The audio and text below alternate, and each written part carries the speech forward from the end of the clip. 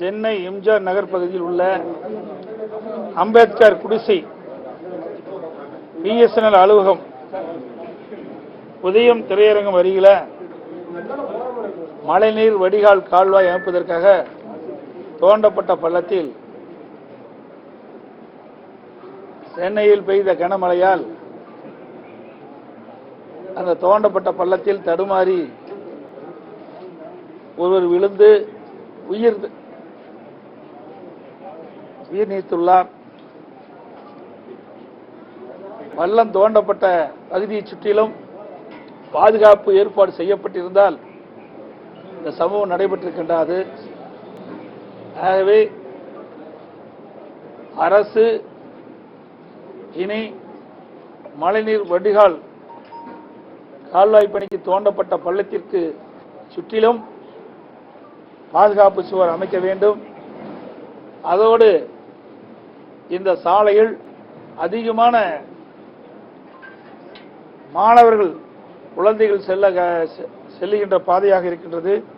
இதையெல்லாம் கவனத்திலே கொண்டு அலட்சியமாக இல்லாமல் தோண்டப்பட்ட பள்ளத்திற்கு அருகில் சுற்றிவரும் பாதுகாப்பு ஏற்பாடு செய்ய வேண்டும். இப்படி மழைநீர் கால்வாய் அமைக்கின்ற பணி மிக மிக மெத்தனமாக செயல்பட்டுக் கொண்டிருக்கின்றது. கடந்த ஆண்டே இந்த துறையினுடைய அமைச்சர், சென்னை மேயர், முதலமைச்சர் எல்லாம் செய்தியாளரிடத்தில் பேசுகின்ற பொழுது மழைநீர் வடிகால் பணி சுமார் 90% பணியில் நிறைவு பெற்றதாக சொன்னார்கள். இன்று வரை அந்த பணி நிறைவு பெறவில்லை. இன்னும் ஒரு மாதத்திற்கு பின்பு வடகிழக்கு பருவமழை துவங்க இருக்கின்றன. இனியாவது இந்த அரசு கும்பகரணம் தூக்கத்திலிருந்து விழித்து வேகமாக துரிதமாக மழைநீர் வடிகால் பணியை நிறைவேற்றப்பட வேண்டும். இன்றைக்கு வடகிழக்கு பருவமழையின் போது கனமழை பெய்தால் மழைநீர் வடிகால் வசதி முழுமையாக நிறைவேற்றப்படாமல் இருந்துவிட்டால் சென்னை மாநகரம் மீண்டும் வெள்ளத்திலே தத்தளிக்கும். மக்கள் கடுமையாக பாதிக்கப்பட்டு விடுவார்கள். ஆட்சி பொறுப்பேற்று 40 மாத காலமாக இந்த மழைநீர் வடிகால் பணியை மேற்கொள்ளாமல் இருக்கின்ற ஸ்டாலின் தலைமையில் அரசுக்கு என்னுடைய கண்டனத்தை தெரிவித்துக் கொள்கின்றேன். அதேபோல திரு செந்தில் பாலாஜி அவர்களுக்கு அமைச்சர் பதவி வழங்கியிருக்கின்றார்கள். உச்சநீதிமன்றம் அவருக்கு பல்வேறு நிபந்தனையின் அடிப்படையில் ஜாமீன் வழங்கியிருக்கின்றது. திரு செந்தில் பாலாஜி அவர்கள் ஜாமீன் பெற்று சிறையிலிருந்து வெளியிலே வருகின்ற பொழுது முதலமைச்சர் அவர்கள் சகோதரர் செந்தில் பாலாஜியை வருக வருக என வரவேற்கிறேன் என்றும் உன் தியாகம் பெரிது, உறுதி அதனினும் பெரிது என்று குறிப்பிட்டுள்ளார். ஆக திரு செந்தில் பாலாஜிக்கு முக்கியத்துவம் கொடுக்கின்றார். திரு செந்தில் பாலாஜி அவர்களும் முதலமைச்சருடைய பரிந்துரையின்படி அமைச்சராக பொறுப்பேற்றுகின்றார்.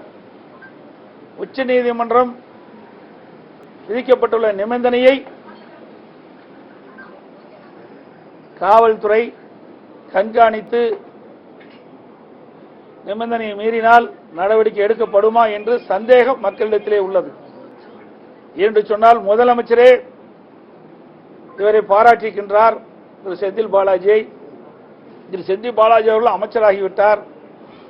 இப்படி இருக்கின்ற பொழுது அவர் நீதிமன்ற அளித்துள்ள நிபந்தனை மீறுகின்ற பொழுது காவல்துறை நடவடிக்கை எடுக்குமா என்பது ஐயப்பாடாக இருக்கின்றது. அதோடு இன்றைய தினம் திரு செந்தில் பாலாஜியுடைய வழக்குகளை தனி சிறப்பு நீதிமன்றம் அமைத்து ஓராண்டுக்குள் அவருடைய வழக்குகள் முடிக்கப்பட வேண்டும் என்று உச்சநீதிமன்றம் தீர்ப்பு வழங்கியுள்ளது. பல நாட்களாக திரு உதயநிதி அவர்கள் துணை முதலமைச்சர் ஆவார் என்று அடிக்கடி ஊடகத்திலையும் பத்திரிகையிலும் திமுக கட்சியை சேர்ந்தவர்களும் திமுக அமைச்சர்களும் குறிப்பிட்டு வந்தார்கள். தற்போது முதலமைச்சர் அவர்கள் திரு உதயநிதி அவர்களுக்கு துணை முதலமைச்சர் வழங்கியிருக்கின்றார். இன்றைக்கு உதயநிதி அவர்கள் தமிழகத்தினுடைய துணை முதலமைச்சராக பொறுப்பேற்றவுடன் தமிழகத்தில் தேனாரும் பாலாரும் ஓடும்.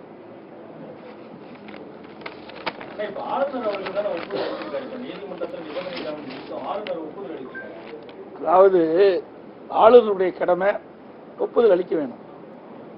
முதலமைச்சர் பரிந்துரை செய்யப்பட்டால் ஆளுநர் யாருக்கு பரிந்துரை செய்யப்பட்டார்களோ அவர்களை அமைச்சர் பதவி பிரமாணம் செய்து வைப்பது ஆளுநருடைய கடமை. அந்த கடமையை தான் ஆளுநர் செய்திருக்கின்றார். துணையாக இருக்கத்தான் இந்த பதவி வழங்கி இருக்கிறதா முதலமைச்சர் ஒரு தகவல் சொல்லியிருக்கிறாரு. அதை பற்றி நீங்க உங்க கருத்து? அதாவது திராவிட முன்னேற்ற கழக கட்சிக்கு பல பேர் உழைத்து வருகிறார்கள். பல முறை சிறை சென்று இந்த சித்திரவதை அணிவித்தெல்லாம் இருக்கின்றார்கள்.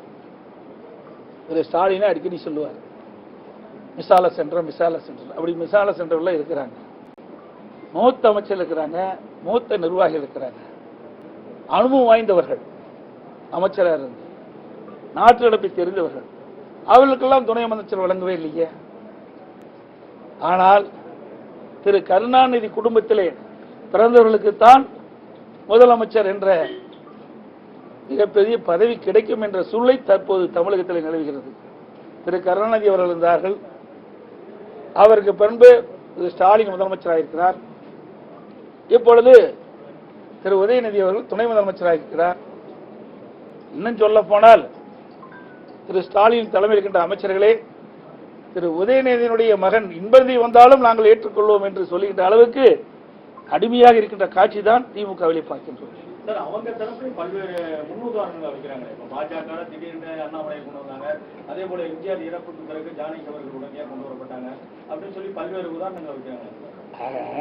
வெவ்வேறு வேறு தான் வந்திருக்கிறாங்க. அண்ணாமலைங்கிறது அவர் ஒன்றும் அரசியல் வாரிசு கிடையாது. ஆனா திரு ஸ்டாலின் அவர்கள் யார்? திரு கருணாநிதி அவருடைய மகன். உதயநிதி யார்? திரு கருணாநிதியுடைய பேரன், திரு ஸ்டாலினுடைய மகன். வாரிசு அரசியல். அதே வருகின்ற சட்டமன்ற தேர்தலில் இந்த வாரிசு அரசியலுக்கு ஒரு முற்றுப்புள்ளி வைப்பார்கள் மக்கள். ஏன்னா இது மன்னர் பரம்பரை போல் ஆகிவிட்டது. ஆட்சி அதிகாரம் ஒரு குடும்பத்திலே சிக்கி தமிழகம் சின்ன பின்னம் ஆவதற்கு மக்கள் ஒருபோதும் இடமளிக்க மாட்டார்கள் என்று நான் நினைக்கின்றேன், கருதுகிறேன். மூத்த அமைச்சர்கள் வாரிசு அரசியலை செய்யாதவங்க இதை பத்தி விமர்சிக்கணும் அப்படின்னு சொல்றாங்க. நான் வாரிசு அரசியல் எனக்கு கிடையாது. இப்ப நான் தான் உங்ககிட்ட கருத்து பேசிட்டு இருக்கிறேன். நான் தான் உங்ககிட்ட வந்து தொலைக்காட்சிக்கு பேட்டி கொடுத்துட்டு இருக்கிறேன். என்னுடைய சம்பந்தப்பட்ட கேள்வி கேட்டீங்களா சரியா இருக்கு.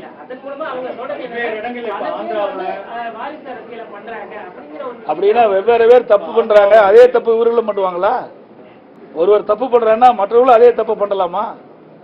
இவர்கள் தானே முன்னாடி என்ன சொன்னாங்க?